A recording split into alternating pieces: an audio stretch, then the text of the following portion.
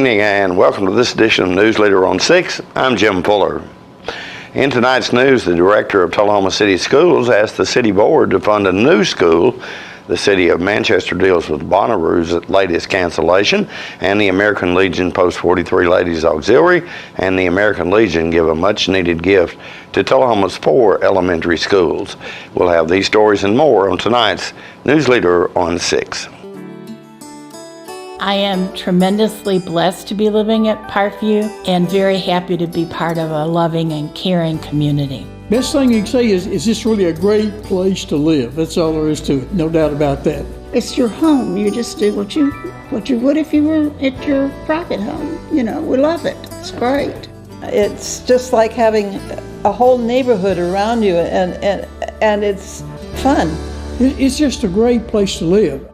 The Bookshelf in Tullahoma is the fundraising arm of the Coffee County Literacy Council. Since 1988, the Literacy Council's goal and purpose has been to support and promote adult basic education in Coffee County. We enable individuals to complete their high school equivalency exam, which helps them get better jobs or continue into higher education. The Bookshelf at 114 Southwest Atlantic Street in Tullahoma is where we sell used books, which are donated to us by the community. Come see us, bring your books to donate, and join us as you find every genre of books that you can imagine.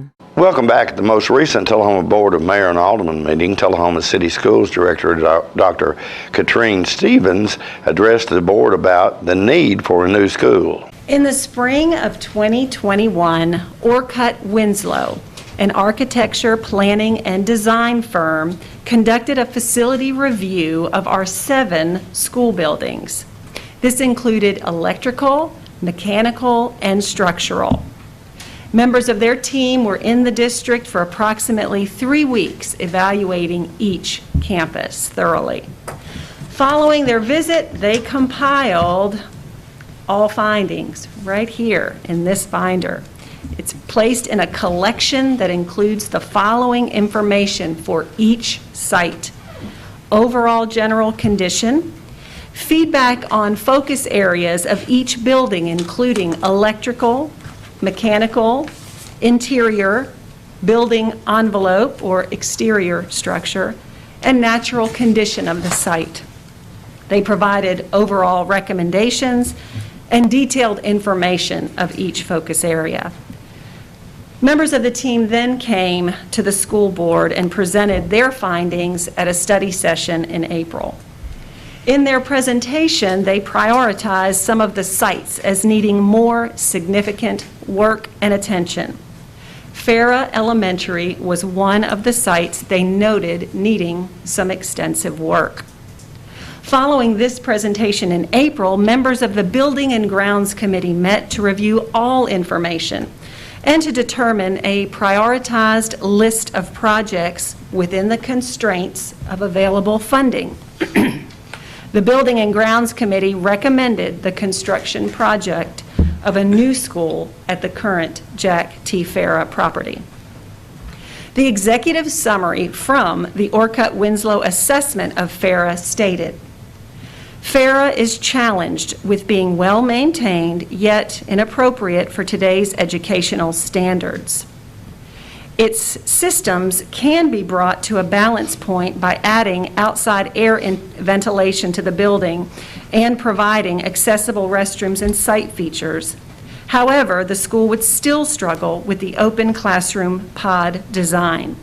This could be taken a step further, and interior walls could be added to provide discrete and acoustically separated classrooms, yet the building would still fight its initial design with oddly shaped rooms and challenging circulation. When feasible, the best way to provide an appropriate, enriching learning environment for the next 50 years at this site is to replace the original portion of the school. In July, Mr. Ray and I met with Sue Wilson and Ashley McAnulty from Stevens Incorporated to discuss the availability of debt funding within the current revenue base. Based on this initial conversation, coupled with an estimate of the cost for this project, it is believed that current debt service supports the funding of this project. In August, during our monthly board meeting, the school board which supports the Pharaoh project, voted unanimously to approve continued discussions with the city in hopes that we can secure funding to begin this building project.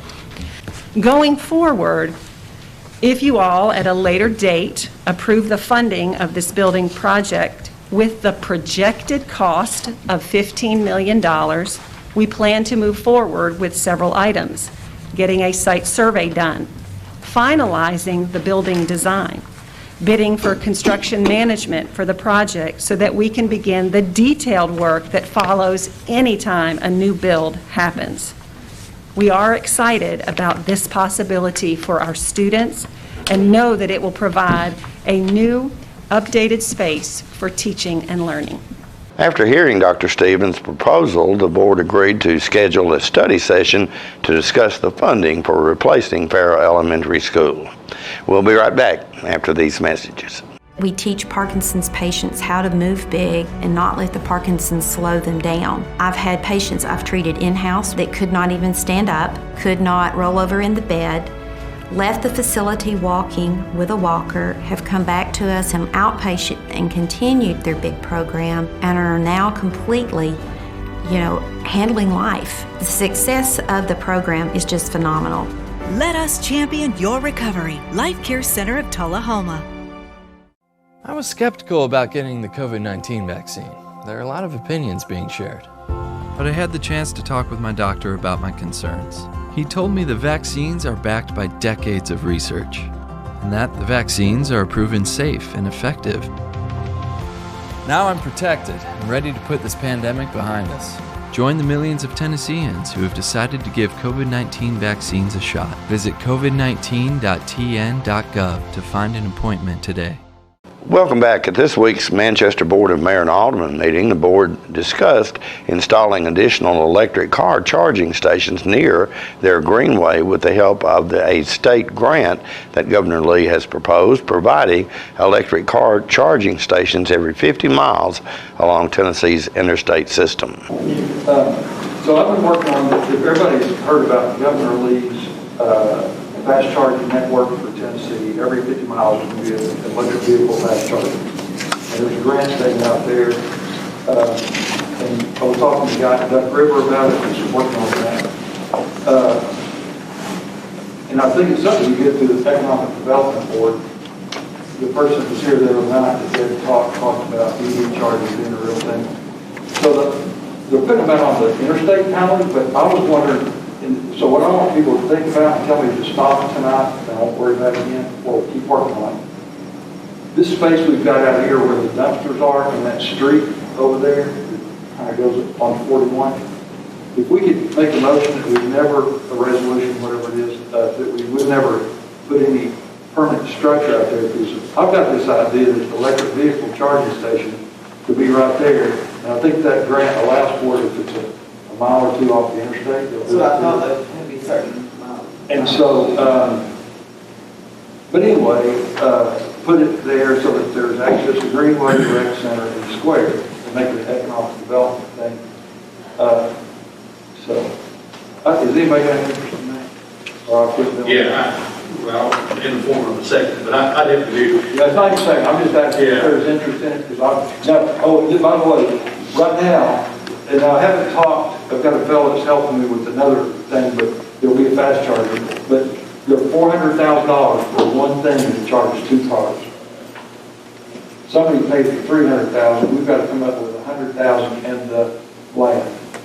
I don't know if that's doable. I'm not even asking that, but I think that landowner should not have any permanent structures on it in case we ever want to use it for something in the future because of its central location to the Rec Center, the Greenway, and the Square. To me, it's just going to be an awesome spot for something to not ever have any development on it. Unless we build addition to City Hall and push parking out there somehow, I don't know. The one I've read on it, I really like the idea of trying to get them attached close to greenways. That way people can charge and walk. And also, I read, this is not related to Governor Lee's program, but I also read there's another federal program coming along for putting on downtown squares, smaller charge stations too, to look out for, so you can actually put them in like every 4th or 5th parking place on the square and then charge 2 cars. to kind of bring people to the square. So, and I did bring that up in the meeting the other night for the ECD. My question was, in Manchester, according to TVA gaps and leaks analysis, we have about $21 million a year in surplus fuel sales above and beyond what the demand is for locals, which is obviously the interstate driving those fuel cells. So my question was, are we looking on that economic structure, are we looking at that and saying, how are we going to replace that? Because in the state's analysis of just in the tourism sector, Coffee County, by the way, moved up in ranking to 19, higher than they've ever been. But 40 out of the $129 million economic impact in 2019 from tourism, 42 million of that was transportation, which is primarily driven by fuel sales from gas stations. So that was something that, as a city, we really need to be looking at because it is a huge surplus in our current sales tax models that is going to be going away over the next 10 years or so. So we need to kind of, this is an opportunity for our community to kind of lead on that, on the charging station, because we're going to need to. Otherwise, somebody else is going to do it, and we're going to lose $42 million worth of economic impact annually and have that to replace it with. So it's something that we really need to look at. And that number compared to other counties, I'll be happy to give everybody an analysis of this, but compared to other counties that are non-interstate counties, it is just a massive number that drives our local economy. And I think we really need to start paying quite a bit of attention to it. But don't you think that if I own the instant market, I put a charging station and have them get off the interstate to charge and sell lots of hot dogs? I would. I would. And so I think this is opportunity. Like when these types of programs come along, we need to get all these convenience store ownership groups together. We need to know what their plan is. I mean, because whether they do it or they don't do it, we're going to be the ones, or whoever's on this board is going to be the ones trying to figure out what the fallout is going to be. And it's a significant, it's also an opportunity right now. I mean, it is. And I said that 2 years ago when I saw Tesla, it's like seeing a spaceship. I didn't know what it was. Now I see one or two a day. You know, the movement is happening. 2 years ago, you didn't have an F-150 you could buy that's electric, or Mustang GT. You know, now you can. So I think, it really is something. There's a huge financial impact that we have to be cognizant of. More news is coming up in a moment. It's not invoice. It's not MSRP. It's not Christmas Day, although it may feel like it. It's the lowest prices in Middle Tennessee, period. It's a Stan McNabb Chrysler Dodge Jeep Ram or Stan McNabb Chevrolet Buick GMC Cadillac before these prices are gone forever. All right, the cat's out of the bag at Carroll Street Liquor in Tullahoma. Now you know where to go if you're planning a get-together and want the ideal wine or spirit. Party planning can be stressful, but at Carroll Street Liquor you'll find everything you need. Mixers, gift sets, and all of your favorite spirit brands. So if you're feeling the pressure to pull off the ideal party, come to Carroll Street Liquor and select among the seemingly endless supply of wines, spirits, gift sets, and more. Your perfect party, it's in the bag with Carroll Street Liquors. Welcome back. The last-minute cancellation of Bonnaroo by new owners Live Nation created many headaches, not only for people traveling to attend the festival, but for people who were planning on vending at Bonnaroo and the city of Manchester, who recently annexed the grounds and are now on the hook for charges from the state fire marshal. We had cancellation of Bonnaroo, and we have had it said that what we would cover the whatever the fire marshal, and this is the first year that they've ever charged us, but we've had to cover it, and also the time that was spent on just Bridget and codes department, and it is something. And I'm right, we don't have anything in there that we've ever refunded somebody. There's no authority in our code to refund any of those fees. But there has been a real big discussion that we're not being fair as City of Manchester because we're not reimbursing. And you know, the total charge of the fire marshal, and they never backed off of their price, and they said what we had made a $5,000 down payment, and they didn't back off. You know, they said that is the price that they're charging us. The vendors really suffered. It cost. We were charged $5,000. We want to make a decision to credit when they come back, because we will have a list of that, or refund, which will be a big hassle. We don't have anything that we refund if we open that door. Whatever is the pleasure of this board, or not giving them anything. I mean, we're talking about $100 a vendor, which was really actually half the price that county has paid, because but you know what, I'm just asking what is the pleasure of this board? Well, that money doesn't just go off into the general fund, does it? I mean, it's used for payroll and for work that people do, that work for the city, is that correct? I mean, it's tax dollars that are spent. What are you doing that? I mean, the total amount of money that was collected was $31,500. How many vendors was that? But, so we were only using that money specifically for the fire marshal, correct? Was any of that for our employees going out and doing inspections as well? Was any of that budgeted for that? So it was sort of all just for the fire marshal. We got to pay the fire marshal $5,000. This wasn't a fee specifically for this. Yeah. This is an existing fee that's been on the books forever for any event, any inspection, any license. It's the standard fee for everything. It's not, it wasn't specifically designated for this. Yeah. Did we get any of that back? That $5,000 is gone? $5,000 is gone. So there's They will be back. There's $26,000 laying out there in our coffers. There will be a Bonnaroo in June, and we will have to pay this fire marshal then. Yeah, which I have no problem with that. Without that problem, the fire marshal's office on this one, get I'll be that clear. They've been jerks about the whole thing, but I'll be for crediting. I wish we could just refund it, but I think since it's in June, it's in the same fiscal year, we credit it. It just, because that money is still going to be sitting there to go for the same calls then. We $5,000 short since the fire marshal apparently doesn't get funding from the state of Tennessee, so they say. So we can credit them the $31,000 less $5,000. Is that what you're saying? No, I say credit every vendor that paid.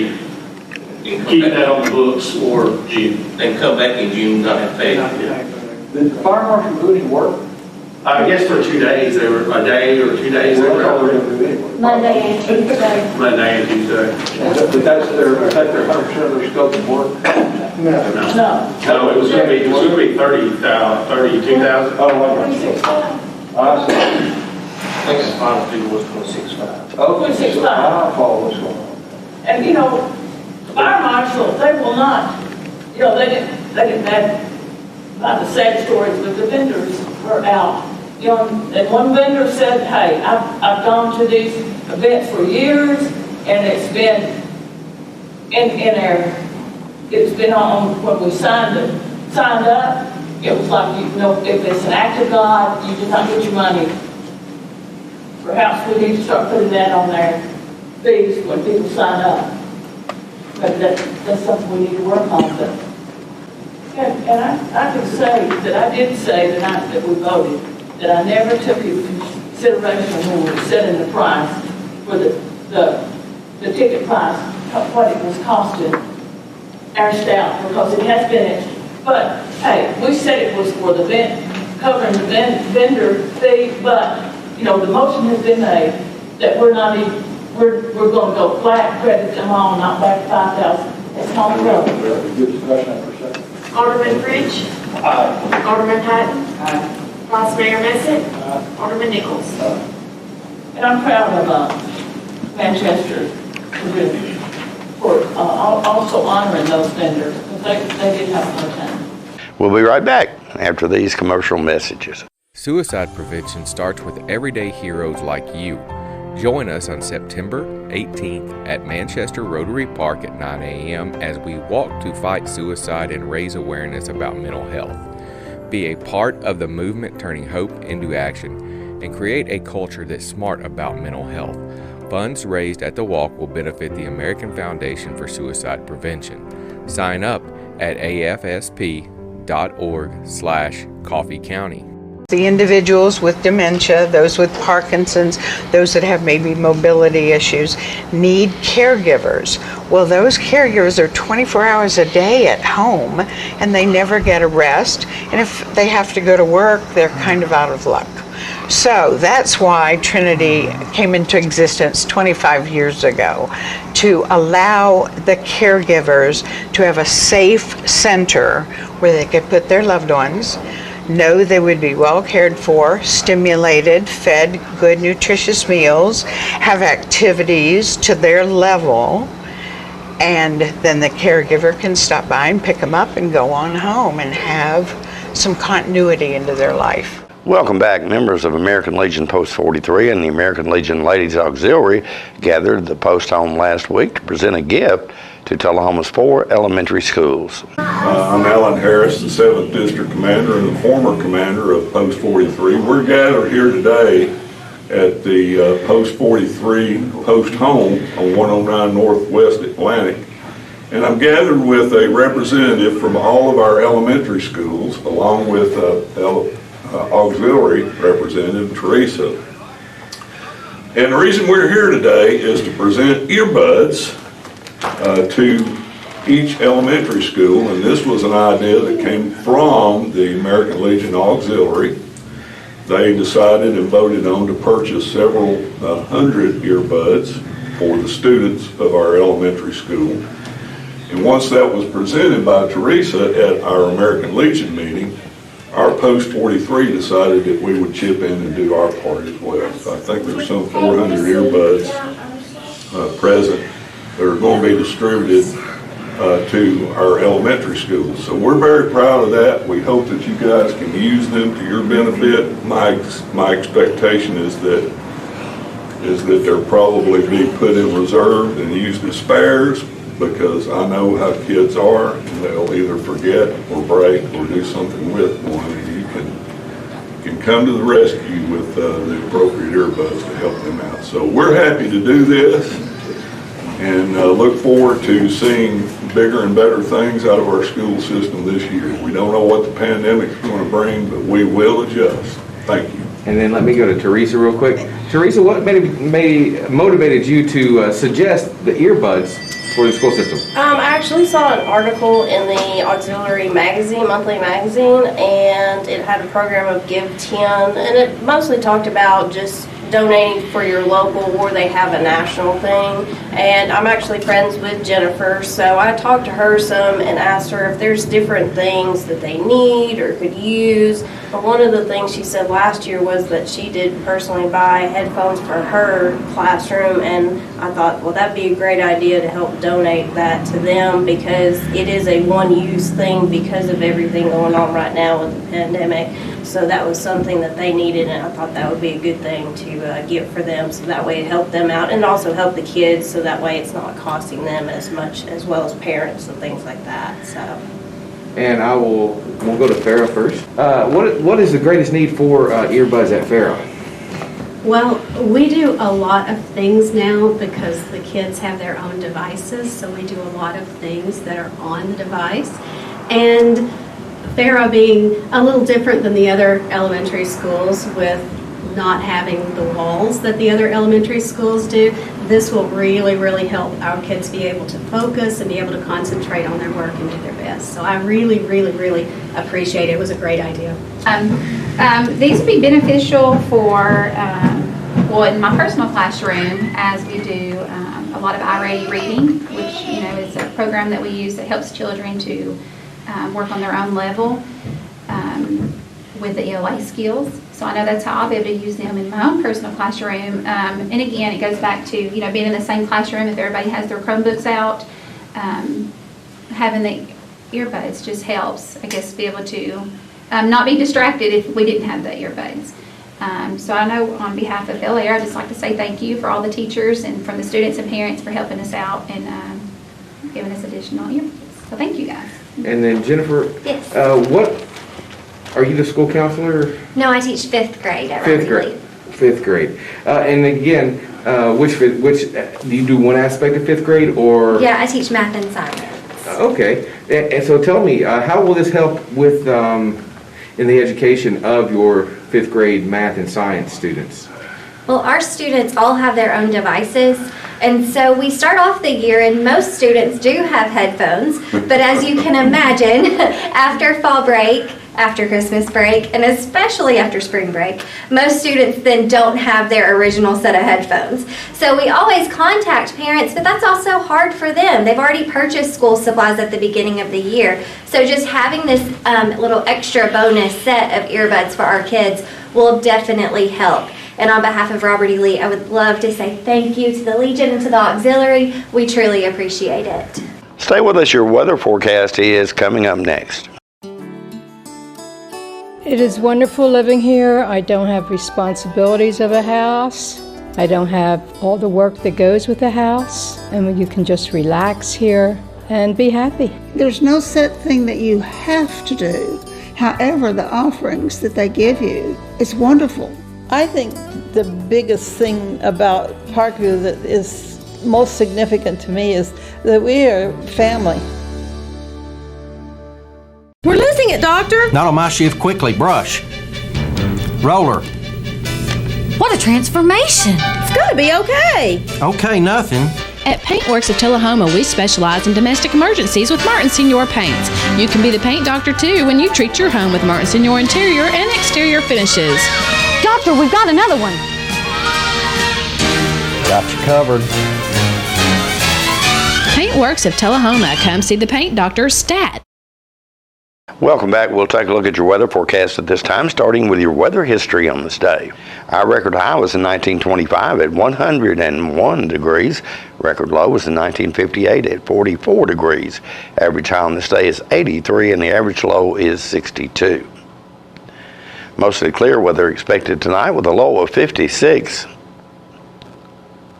Sunny weather in the forecast for Friday with a high of 81 and a low of 57. Sunny weather continues in the forecast for Saturday with a high of 84 and a low of 61. And that's our news leader report for this evening. We invite you to join us each Tuesday, Thursday, and Saturday at 6, 8, and 10 for News Leader on 6. You have a good evening.